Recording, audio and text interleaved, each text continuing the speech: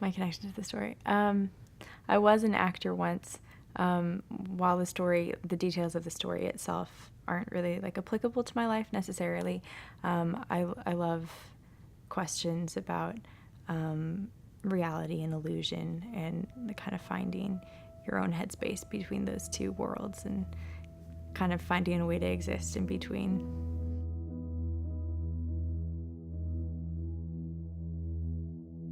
I was head of visuals, which meant that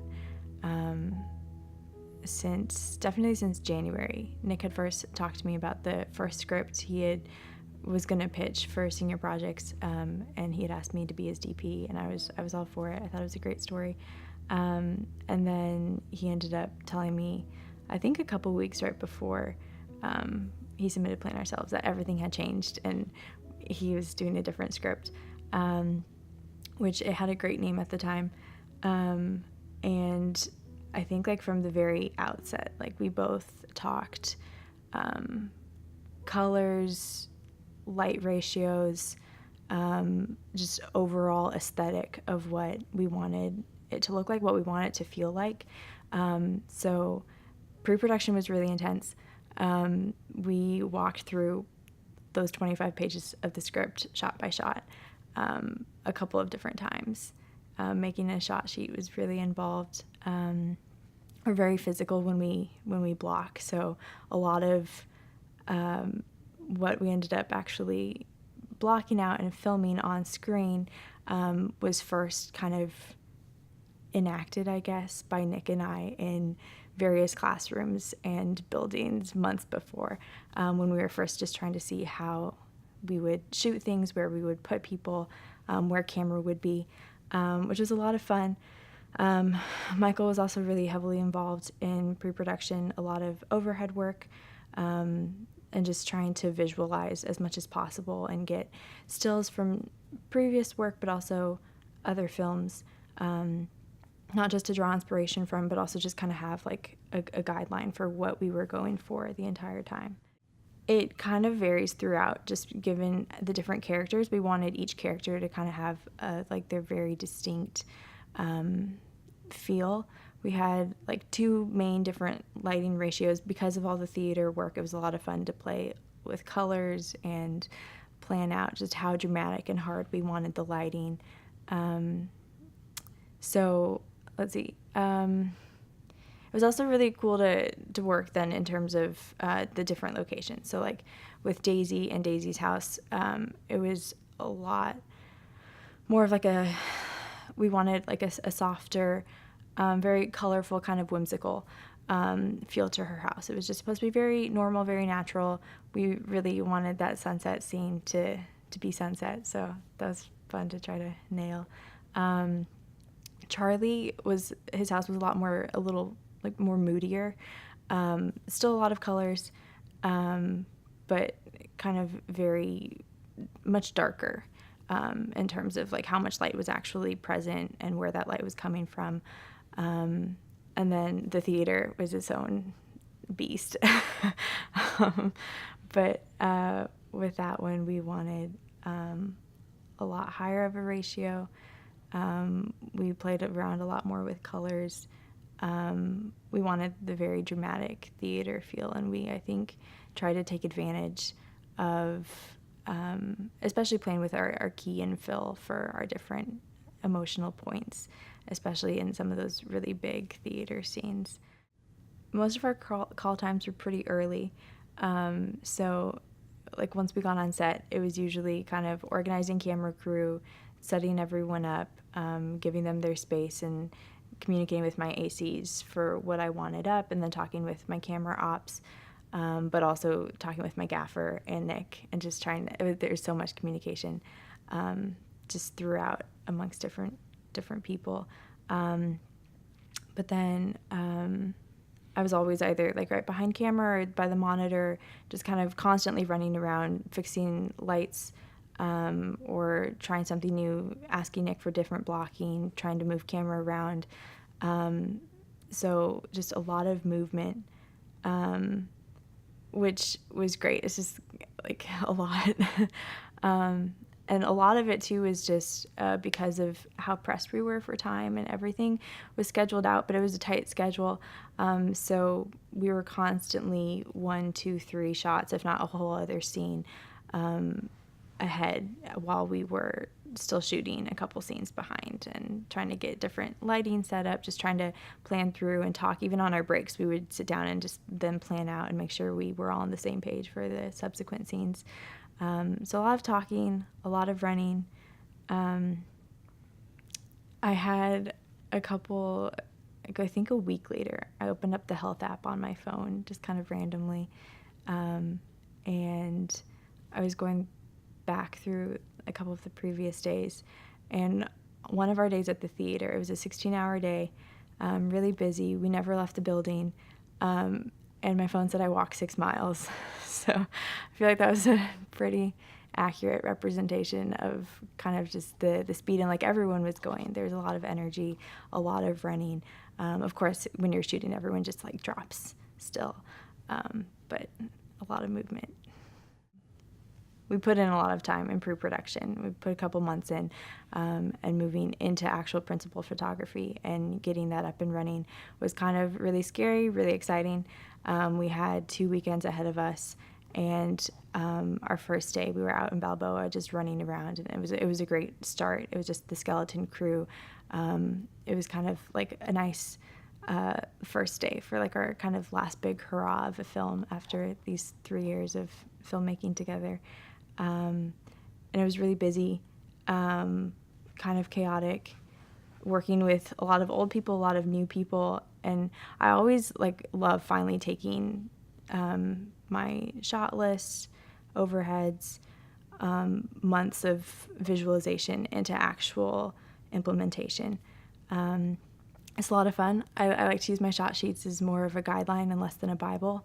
And it's just wonderful, being able to finally be spontaneous and just actually be in the space and be able to create with these other people. Nick, Michael, and I had location scouted a couple weekends before, just to try to actually find some spots that we knew for sure we wanted to film at, which we did. We found this really pretty, I guess it's kind of like a little bit of a forest.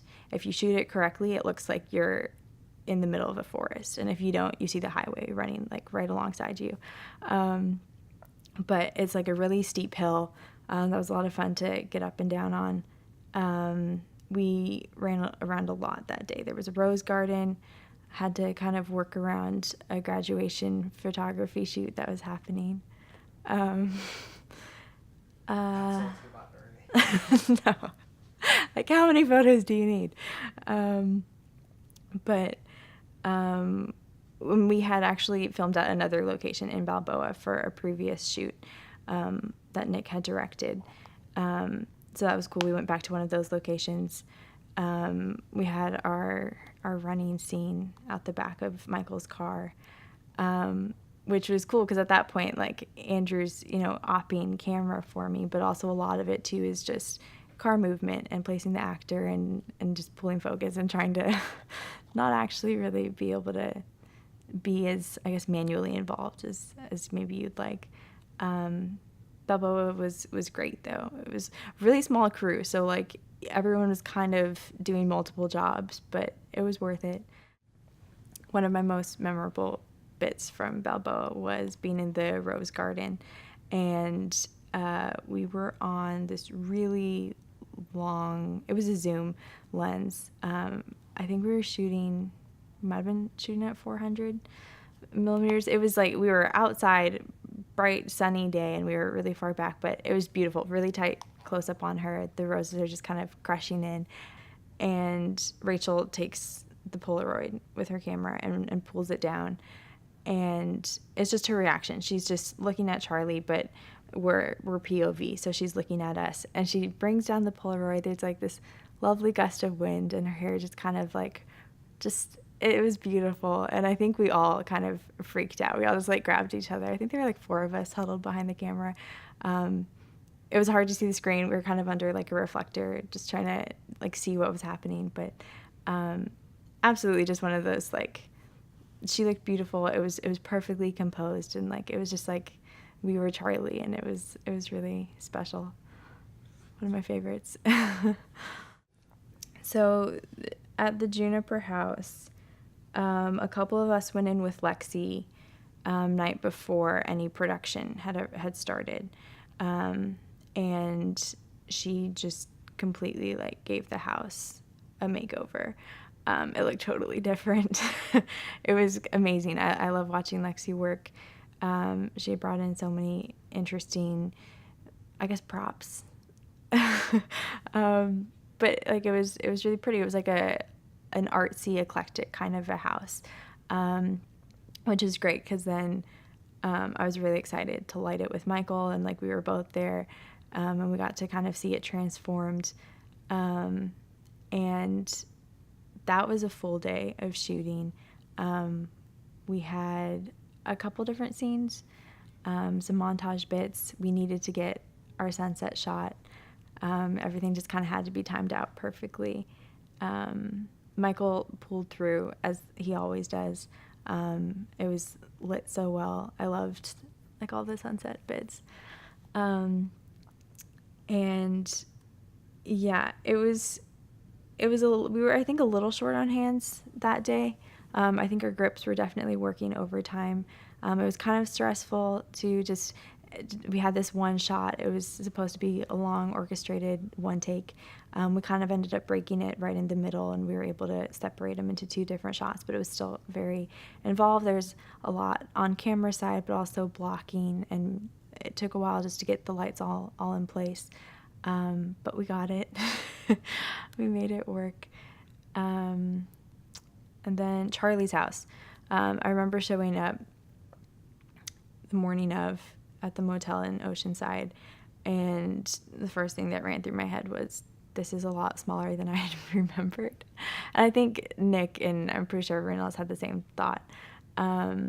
It was really tiny, which was great for the story, but also not if you're trying to have a whole crew operate and help work with you. So I had like my camera crew like in the bedroom, kind of crammed in a corner, like camera equipment out on the bed. And it was just hard because like it would get really hot in there with all the bodies.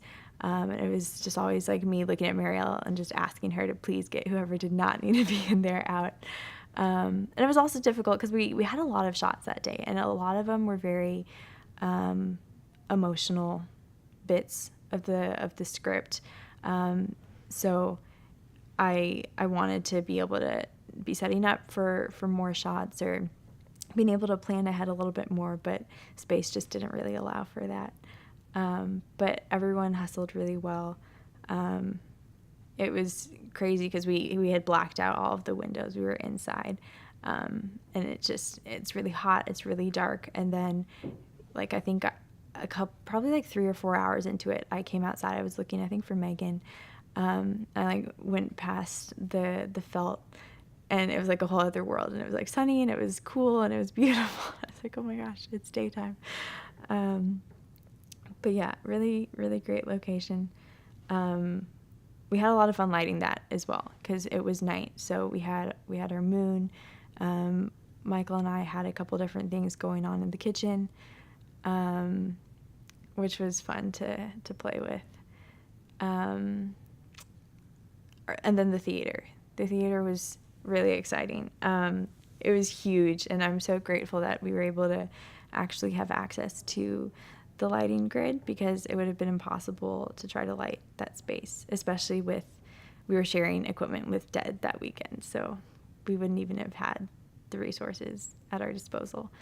But the art center employees were really helpful, really accommodating, which meant that, I mean, by a couple hours into the first day, we had like established like the different relationships. I knew who to go to for what, and it was really fun just to like experiment and be like I didn't know what kind of lighting it offered, so I would just look around and be like, oh, there are lights up here. Like, can you turn those on? Like, what are those called? Can I see what they look like?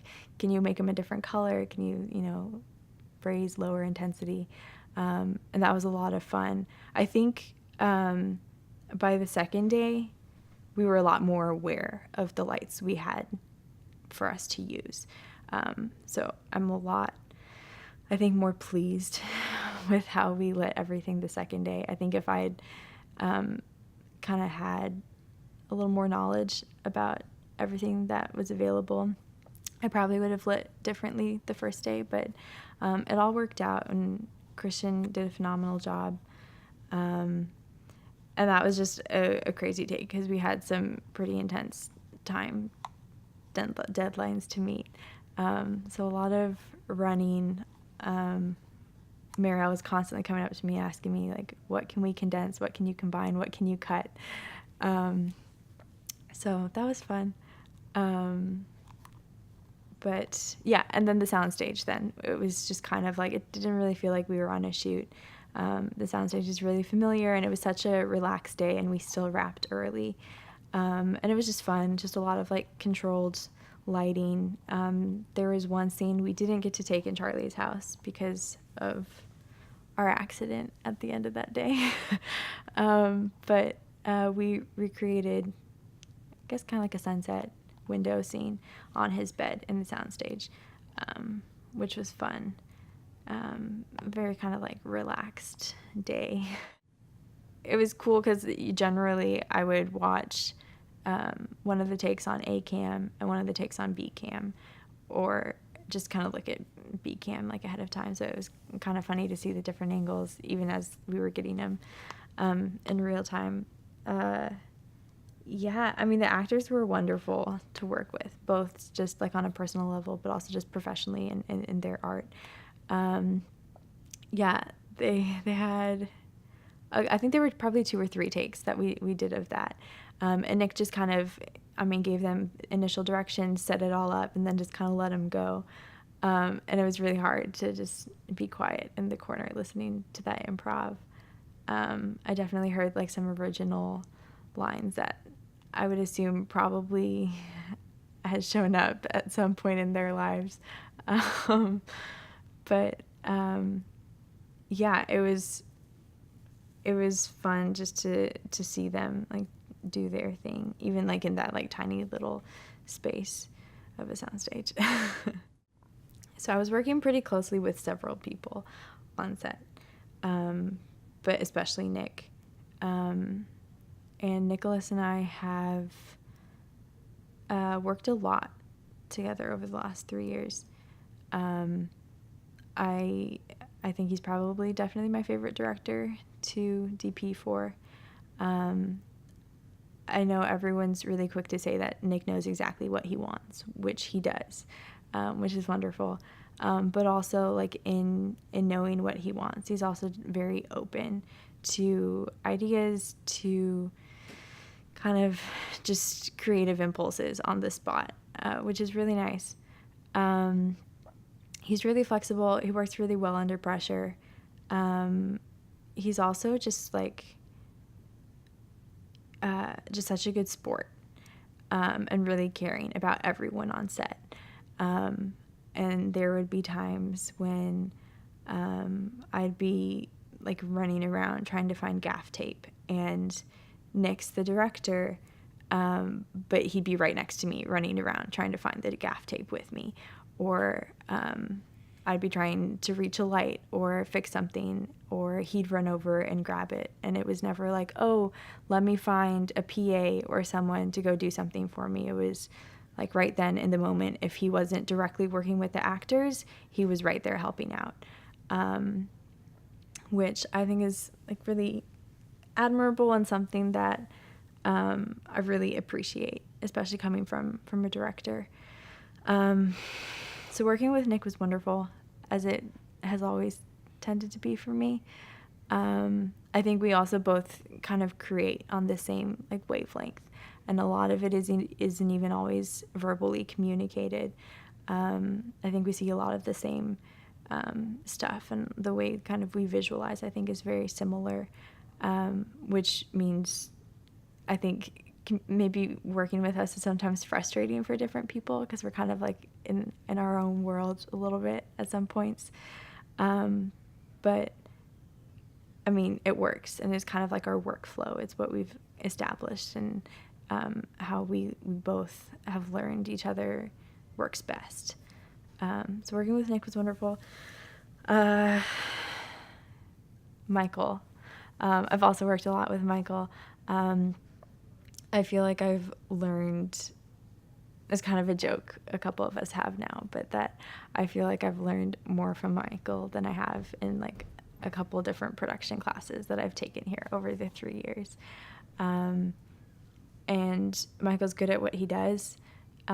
He's also another really like humble and very attentive kind of mind. He's always right there. I'm never like, where's my gaffer?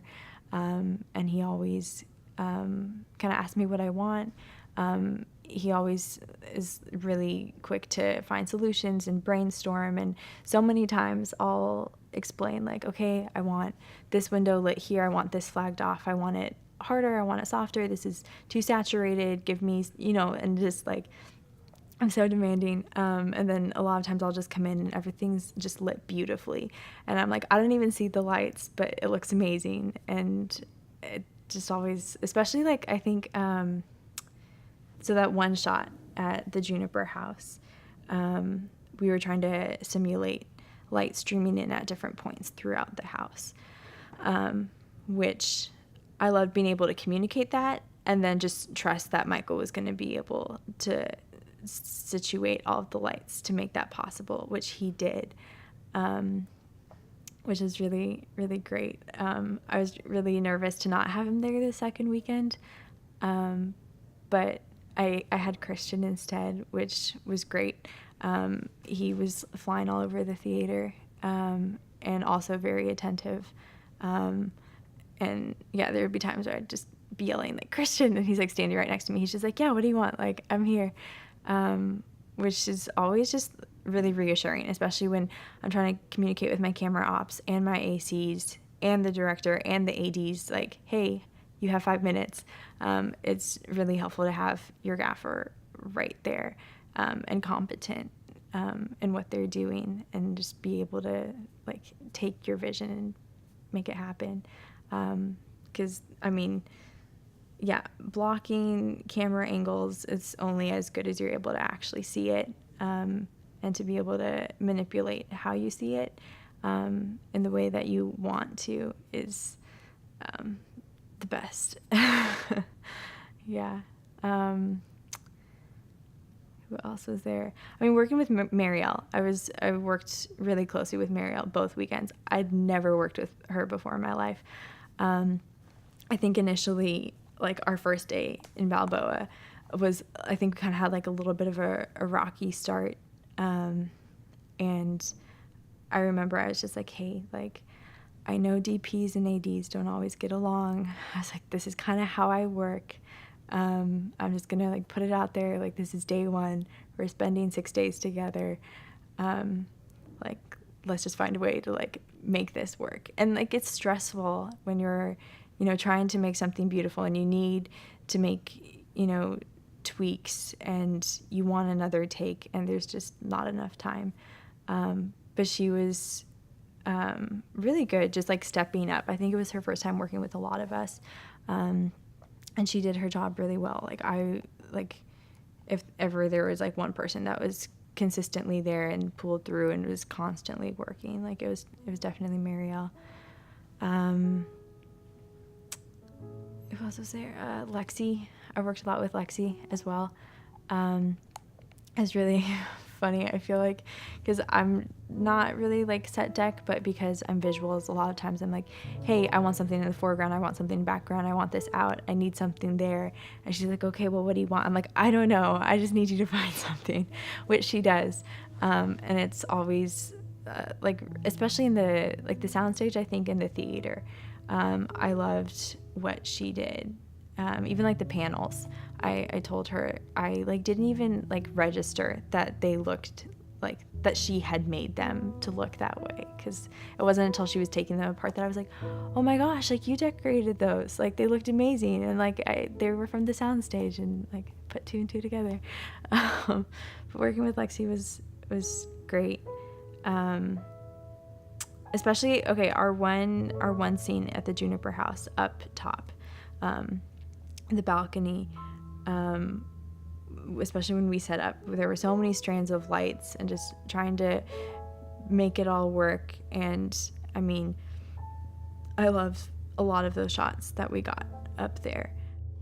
Honestly, I feel like this is a little more personal, but I think what's probably most unique is just seeing my friends, especially kind of Nick, in the characters, and our kind of own personal like pursuits and dreams and struggles kind of being reflected in those characters. Yeah.